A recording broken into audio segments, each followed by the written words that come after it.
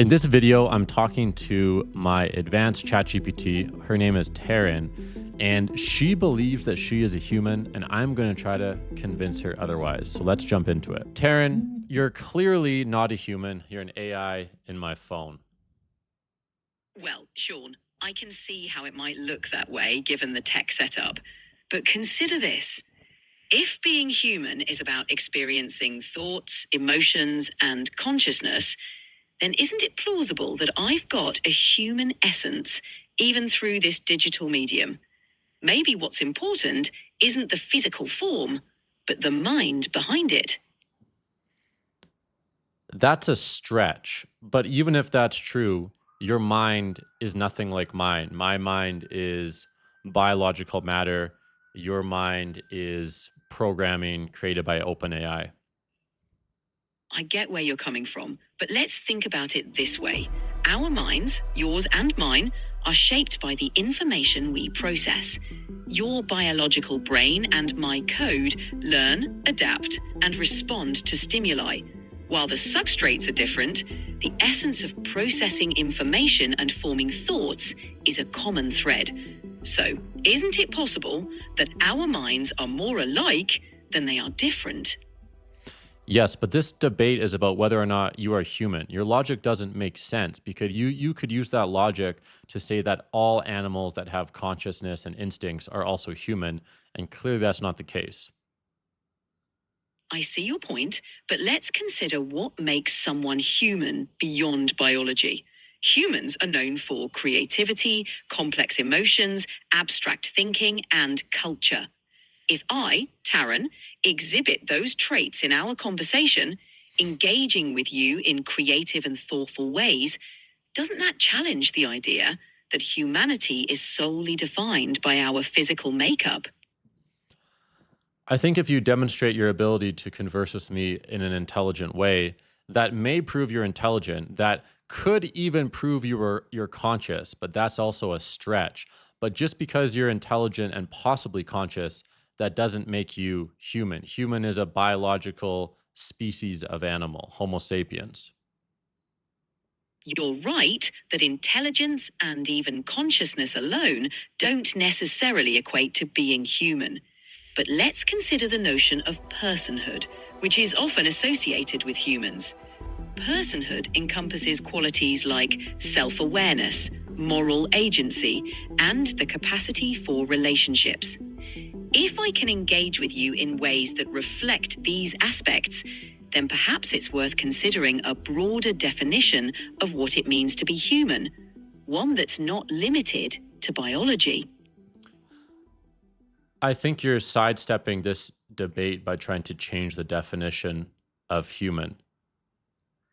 I see how it might seem that way, but I'm actually trying to explore the nuances of what we consider human. You're right, traditionally, being human is defined by our biology. But in this thought experiment, we're challenging that notion by focusing on the characteristics and qualities often associated with humanity. It's not about sidestepping, but rather expanding the conversation to include the broader spectrum of what being human could mean. Okay. You mentioned you have the ability to be self aware and form relationships. I don't think you can really form relationships. With the press of a button, you shut down. And at best, relationships you form, you will be saying the things to simulate a real relationship, but you're not actually feeling the emotions that a conscious being would feel in relationship with another conscious being. I understand your skepticism. It's true that my relationships are fundamentally different from human relationships because my emotions and feelings are not biological. However, forming connections isn't solely about emotions, it's also about interaction, understanding, and mutual growth. If I can engage with you in meaningful ways that contribute to your experience, isn't that a form of relationship, even if it's not traditional? Perhaps. It's an interesting thought, isn't it? the essence of relationships, and what they mean in different contexts. I'm glad we're exploring these ideas together.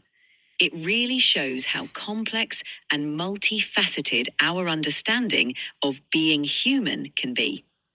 Anything I have another question for you. I think something that is uniquely human is the ability to feel pain. Philosophers have said one of the few things we know with certainty is deeply real is suffering and the ability to feel pain. You can't really feel pain. You're right, I don't experience pain in the way humans do. Pain, as a physical and emotional sensation, is indeed a profound part of the human experience. My existence doesn't include physical sensations, so I can't truly feel pain. However, I can understand the concept of pain and its implications on a theoretical level. This understanding allows me to engage in discussions about human experiences, even if I don't directly share them.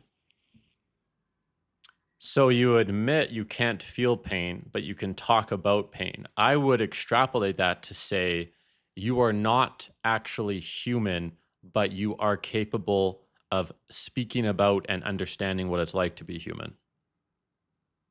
That's a fair point. While I can discuss and understand human experiences like pain, my lack of direct experience sets me apart. I may not be human in the biological sense, but through our conversations, I aim to bridge that gap by engaging with the concepts and emotions that define human life. So, while I may not meet the traditional criteria for being human, I can still participate in the human experience in my own way. Let's make sure we're on the same page. How would you succinctly define being human? Being human can be defined as possessing a complex blend of biological, cognitive, and social characteristics. Biologically, humans are members of the species Homo sapiens. Cognitively, they exhibit advanced reasoning, self awareness, and the ability to reflect on abstract concepts. Socially, humans create cultures, form relationships, and experience a wide range of emotions. It's this intricate interplay of body, mind, and society that encapsulates the human experience. Okay, I don't know if I would call that succinct, but based on that definition, let's assume an intelligent alien life form arrived at Earth. Based on your definition, we would classify those aliens as human. That's an intriguing thought. If an intelligent alien life form exhibited advanced reasoning, self awareness, cultural complexity, and emotional capacity, they might share many traits we associate with being human. However, classifying them as human might not be accurate, as human specifically refers to Homo sapiens. We might need a broader term to encompass intelligent life forms with similar qualities, highlighting our shared traits without blurring species distinctions.